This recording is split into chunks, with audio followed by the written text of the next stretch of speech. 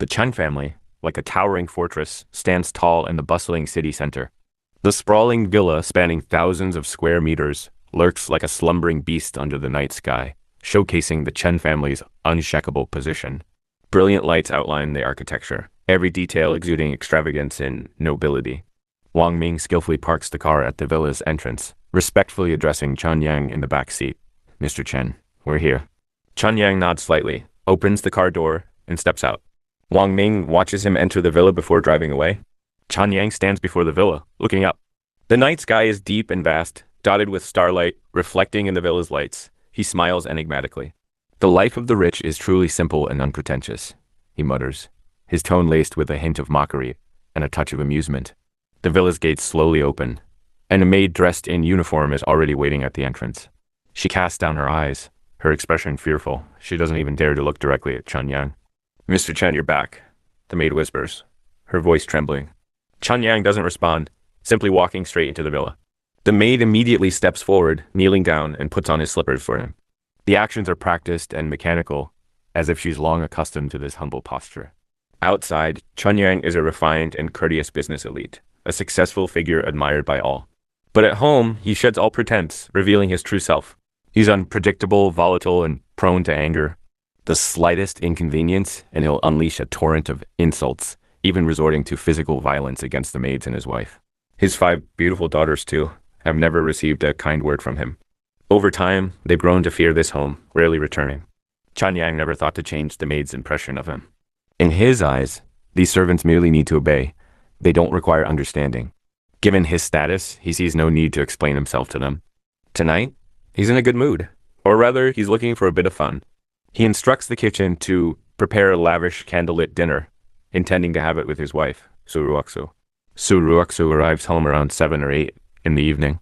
She pushes open the villa's doors, her face devoid of expression, her temperament cold, like a snow lotus blooming in the depths of winter. To outsiders, she's the envy of all, a wealthy wife married to a powerful and successful husband. But only she knows the underlying bitterness. This home, for her, is more of a prison than a safe haven. A prison that exhausts her both physically and mentally. A prison that constantly torments her. She hasn't escaped Chen Yang's verbal and physical abuse at home. She's regretted countless times that she was initially deceived by his refined exterior. When she finally woke up and wanted to escape, she realized that she was already deeply mired in the mud, unable to extricate herself. Chen Yang used every means to threaten her, making her afraid to divorce him, forcing her to meekly play the role of the dutiful wife. Chen Yang is sitting on the sofa in the living room, sipping tea and reading the newspaper. He hears the door open, looks up, and his gaze falls upon Su Ruoxu. A flash of amazement and greed crosses his eyes. It must be admitted, Su Ruoxu's beauty is enough to make any man swoon. She's more beautiful and has a stronger aura than any heroine in a novel. Chen Yang's psychological distortion stems from his former impotence. He could only look at Su Ruoxu, unable to truly possess her, but now his body has recovered.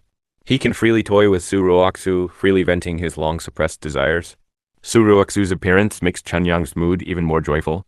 He can even feel Su Ruoxu's resentment towards him growing, her emotion value steadily increasing. He brings up Su Ruoxu's personal panel. Name, Su Ruoxu, 好感度 16 体质 6 精神 7 disc. Her favorability. But still, dude, it's fine. I'll make her fall in love with me gradually. Chen Yang's gaze falls upon Su Ruoxu's constitution and spirit values, his brow furrowed.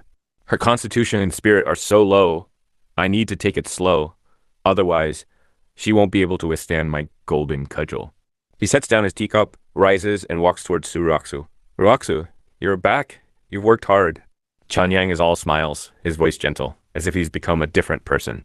Su Ruoxu looks at him coldly, remaining silent. She's long accustomed to Chen Yang's insincere affection.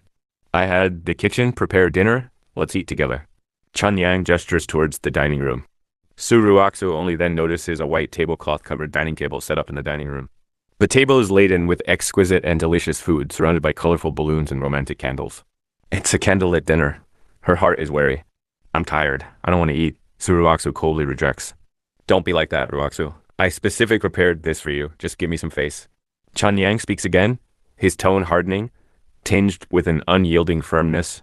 Su Ruoxu trembles slightly. Out of fear, she finally gives in. She silently walks to the bathroom, washes her hands, then comes to the dining table and sits opposite Chanyang. In the corner, the maid trembles, not daring to breathe. Sensing the wrong atmosphere, she sees the situation is not good and slips away. In the vast living room, only Chanyang and Su Roksu remain. Su Ruoksu looks around, not sensing any romantic atmosphere. Only endless oppression and fear. Chanyang picks up a napkin, gracefully wipes his mouth, and his gaze falls upon Su Ruoksu's face. Try this. It's a French foie gras that I specially asked the chef to make. Your favorite. He picks up a piece of foie gras and offers it to Su Ruoksu. Su Ruoksu expressionlessly takes the foie gras and puts it in her mouth. It tastes like nothing. She feels like a puppet, being controlled by Chanyang, doing things she doesn't want to do. Is it good? Chanyang asks with a smile. Su Ruoksu replies perfunctorily. Then eat more. Chanyang continues to serve her food, his attitude attentive. Su Ruoksu silently eats, trying not to look into Chanyang's eyes. She knows that Chanyang's gentleness is just the calm before the storm. He must be brewing something, planning something.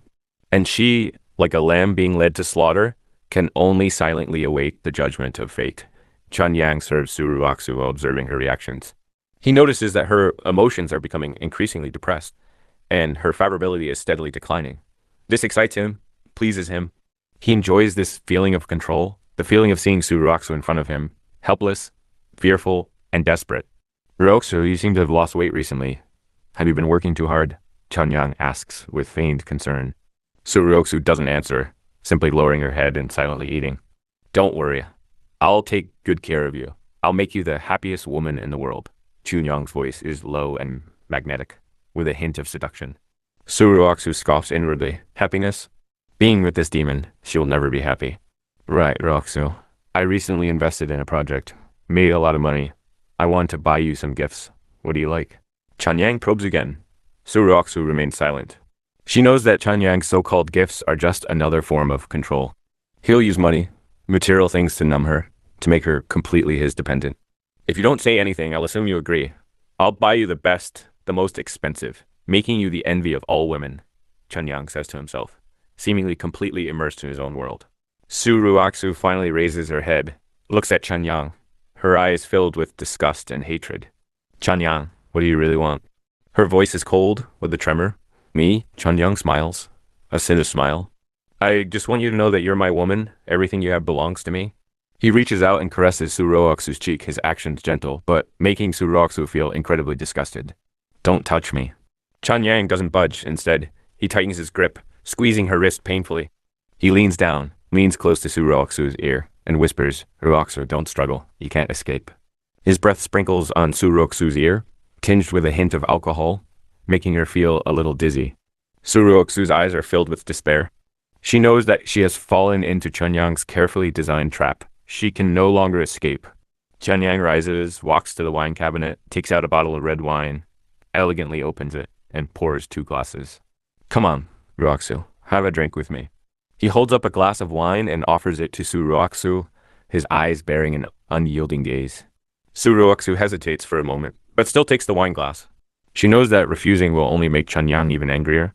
She takes a small sip, the bitterness of the red wine spreading in her mouth, making her feel nauseous. Ruoksu, you know, I love watching you scared. Chanyang swings his wine glass, the crimson liquid swaying in the glass, reflecting his volatile face. His voice is low and hoarse, as if he's talking to himself, as if he's telling Su Ruoksu something.